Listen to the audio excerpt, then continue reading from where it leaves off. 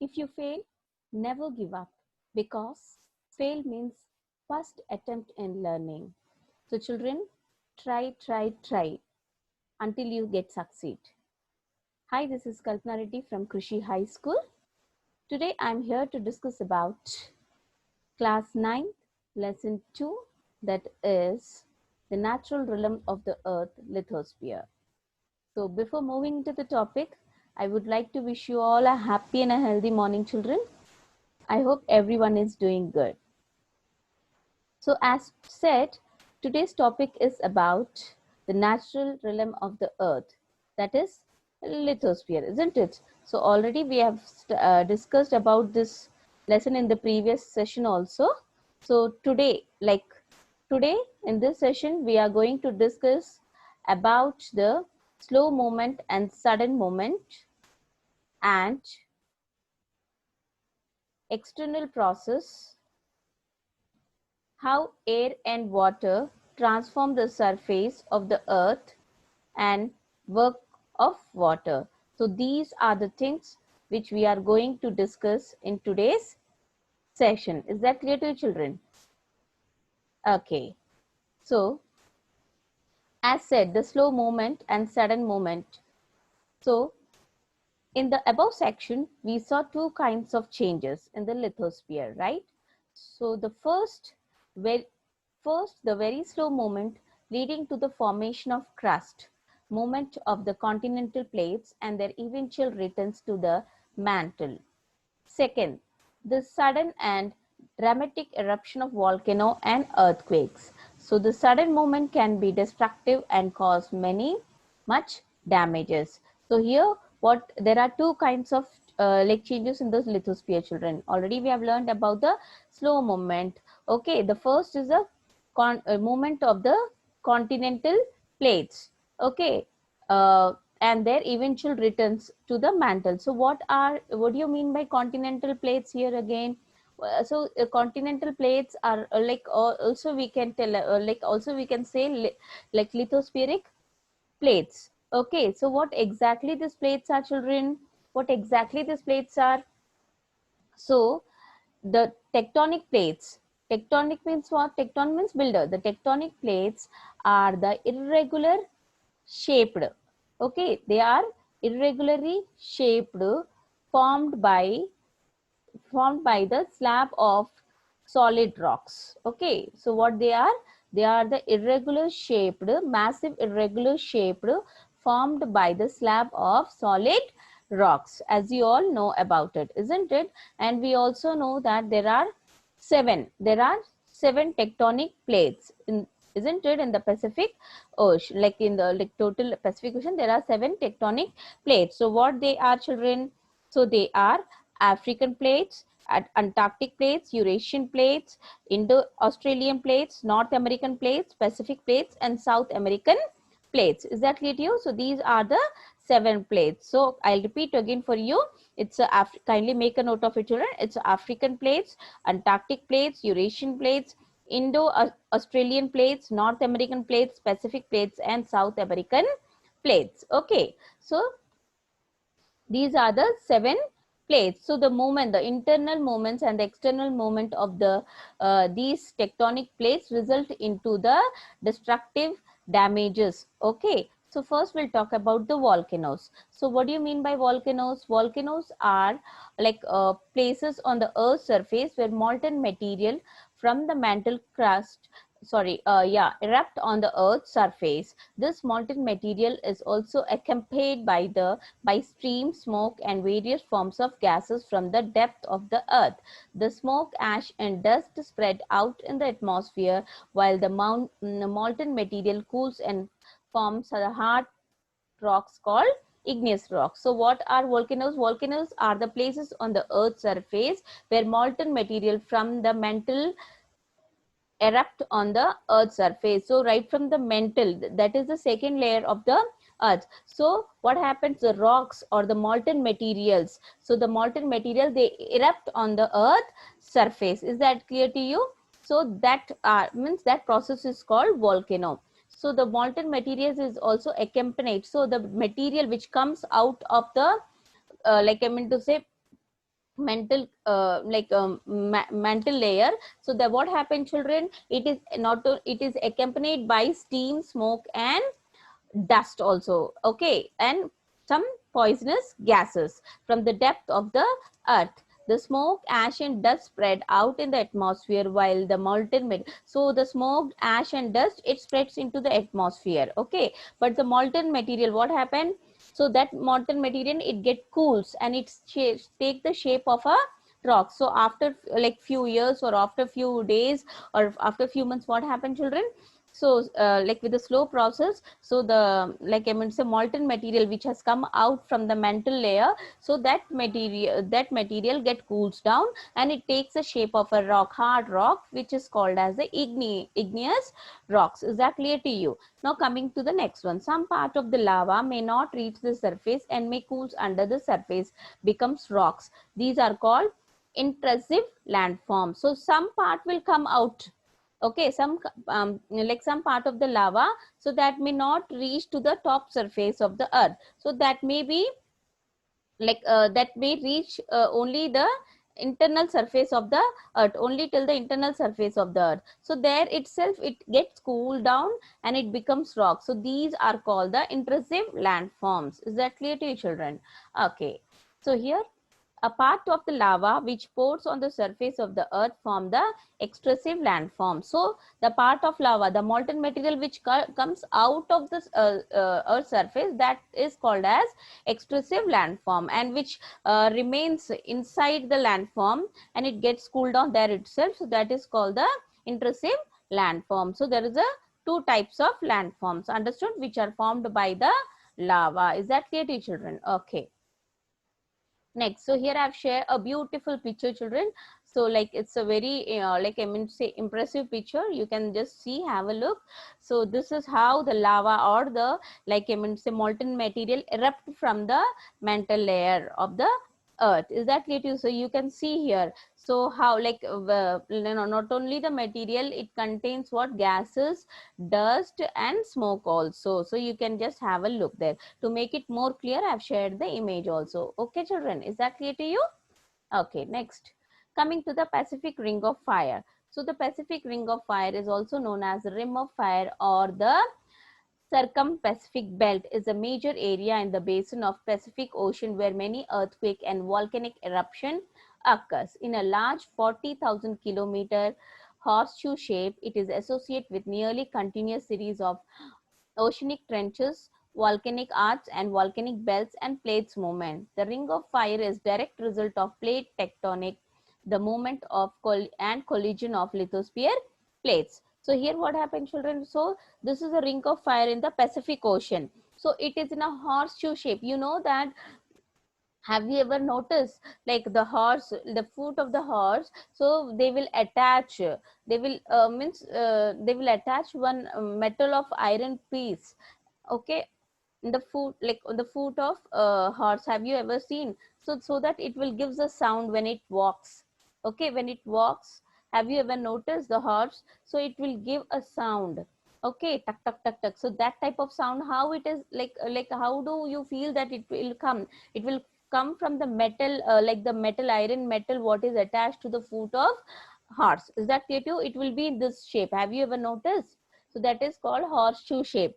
Okay, so in the same way, here also the Pacific ring is in the same shape. So the continuous process of this earthquake and volcanic eruption and oceanic trench means the depth, means, what do you mean by the oceanic trenches means, children? The deepest, the deep, like you say, the deepest form of the ocean, okay, so of the earth's surface is called the oceanic trench. So due to all this like process, so this Pacific, it takes the shape of a horse, like I say, the Pacific ring of fire, okay, it settles down on the basin of the Pacific Ocean. Next, external process. We saw how rocks and mountains rise up due to the internal process. So how these rocks and mountains are formed due to the internal process in the, or the slow and fast movement of the tectonic plates. Is that clear to you? So the external process like water and air are working vigorously to wear away the surface, and interaction of these constructive and destructive forces give rise to the great diversity of present day landform, right? Is that clear to you, children? So these external processes, no one hand wear away the surface of the rock and mountain. Then they transport the worn out particles and deposit them in lowlands and basins. So the process of wearing away the deposition causes a general leveling of the surface. So these shaping of the landform by wind and water is called the third order landform by geographer.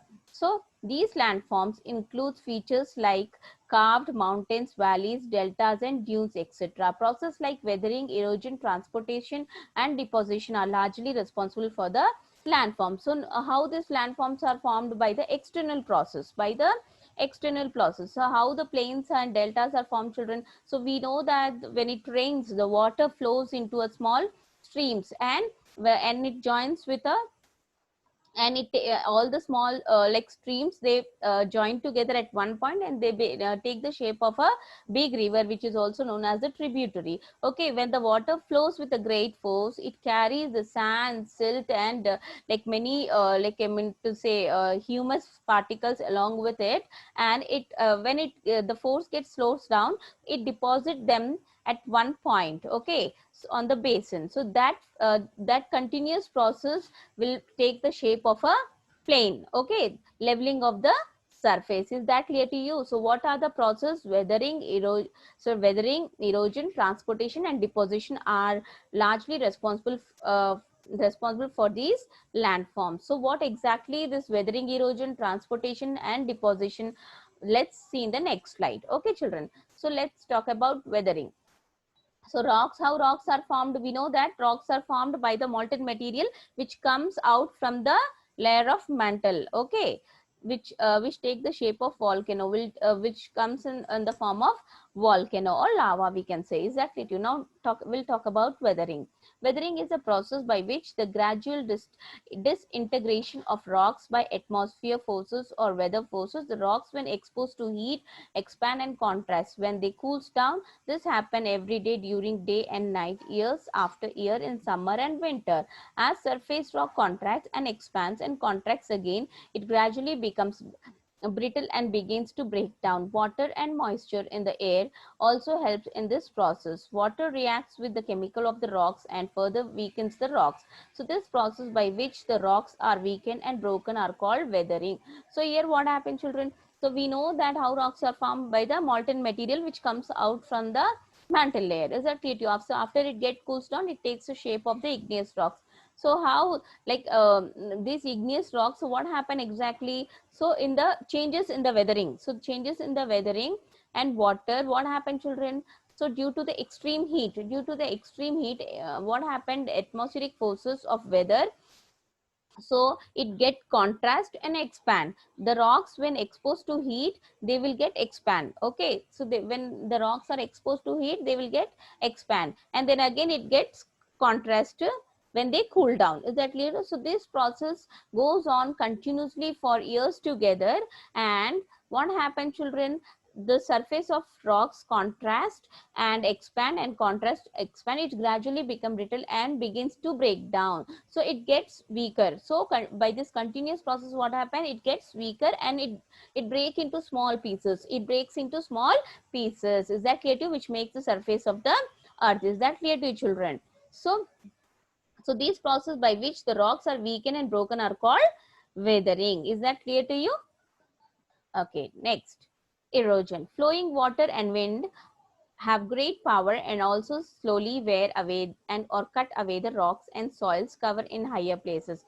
Water acts in many ways as a rain, river, flowing groundwater, seas, waves, glaciers, etc. Wind to take many forms like storm, yes, steady winds, etc. The activity wearing away the earth's surface by these moving agent is called erosion. So how exactly, as I told that how this water takes a different forms. Is that clear to children? When it rains, so when it rains, what happens exactly? So the water flows from the steeps or slopes of the mountain, it takes the shape of rivers, lakes, ponds, and groundwater, glaciers, etc. Okay, so when it carries, and now come to the transportation. So when it carries with a great force. When it flows, it carries like I mean say gravels, rocks, mud, fine soils, etc. And that is called the transportation. And at some point deposition is nothing but when the force gets slows down, it deposit at one point, which on the basin. So which with this continuous process only the plains and the deltas are formed, children. Is that clear to you? Okay. Okay, now work of water. The work of a river begins from its very source in the high mountain. The flows of river is very swift as it descends the steep slopes, and it exerts a great force in cutting the mountain vertically. As a result, a deep valley develops narrow at the bottom and wide at the top. This is usually called a V-shaped valley. So when the water flows, when the water flows continuously after, like when it rains, from the steep slopes of the mountain, it cuts the mountain. It cuts the mountain. Cutting the mountain vertically means like this. Vertically means like this. It cuts the mountain like this. So with a continuous cutting of the mountain whenever it rains.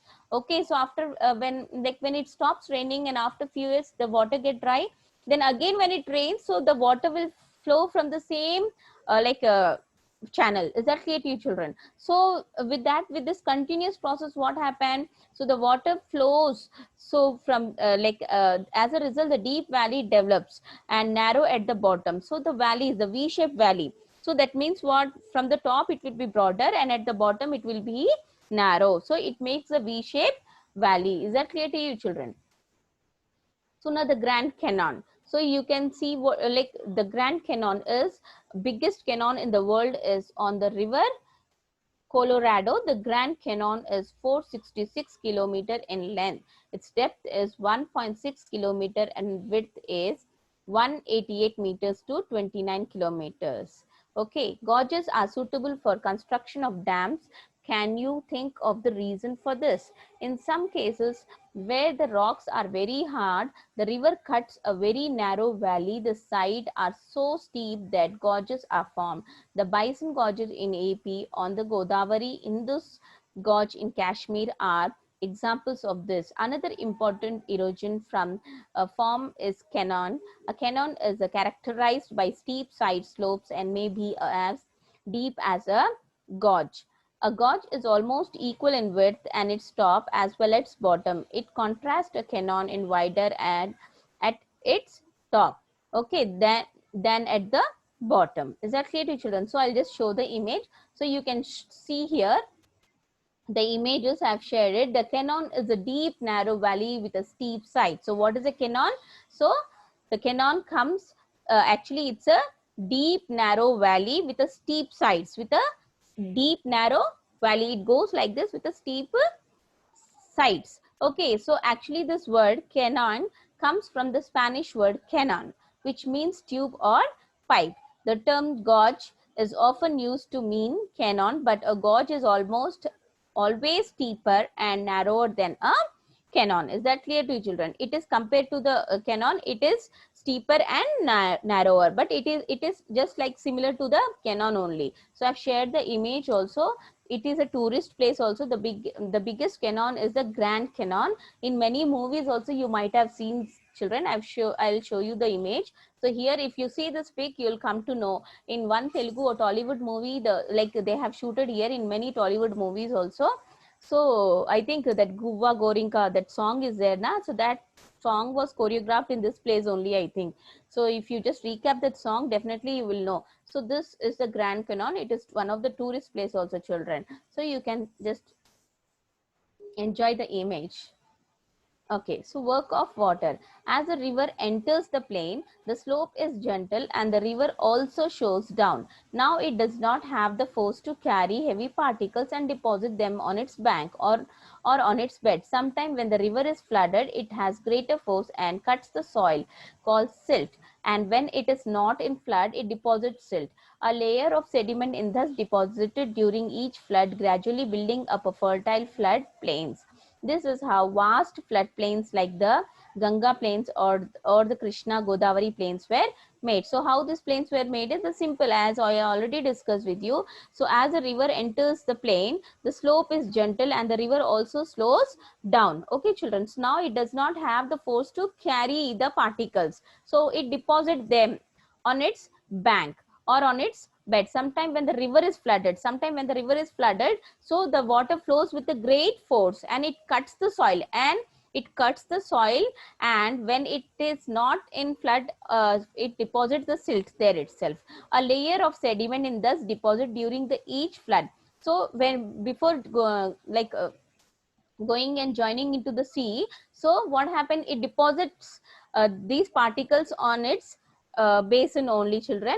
So thus this continuous process is what happened. So when it carries when the flood water flows, it carries the humus, that means what, which is very fertile, and it deposits on the plains, okay, the decades of dead and animals. So with this also, this floodplains become very fertile by this process. This is how the vast floodplains like the Ganga plains or the Krishna Godavari plains were made. Okay, the highest waterfall in the world is Angel Fall. Its height is 979 meter on river Churun in Venezuela. The second highest waterfall in the world is Tugela Falls. Its height is, sorry, it is missed, children. I'll just find out and I'll tell you.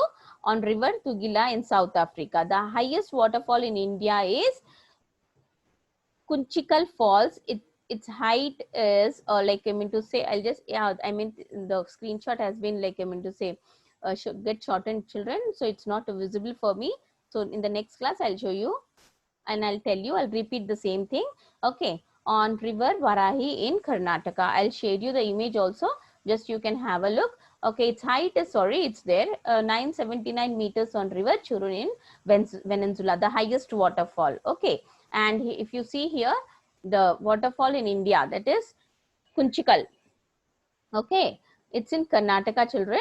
So this is the highest waterfall in India, in our country. Okay, so you can just have a look on the image. It is also one of the tourist place. Is that clear to children? Okay, so with this I am going to just wind up the class. But before winding up the class, I just wanted to I mean to say, share the homework slide also. If you just check it, you have to define the following: what is lithosphere, what is hydrosphere, atmosphere, biosphere, volcanoes, weathering, erosion, transportation, and deposition. This you have to write in a in your notebook. So the thing is, don't just copy blindly from your workbooks, children. You have to read the lesson again and again, revise the lesson, revise the topic, what is lithosphere, what is hydrosphere, revise it. I insist you people to revise the lesson, read the topics and the definitions again and again, understand it, and if you can put it by your own, that will be well and good. I'll be very happy if you put it by your own. Just don't blindly copy from the workbooks. First you must learn what it is. Okay, you should understand what is the meaning exactly it's reflecting in the books, then you write. Okay, don't copy simply blindly and submit to me. Is that clear to you, children? Okay, so I'm just signing off the class, children. Thank you for being connected with me. Bye bye.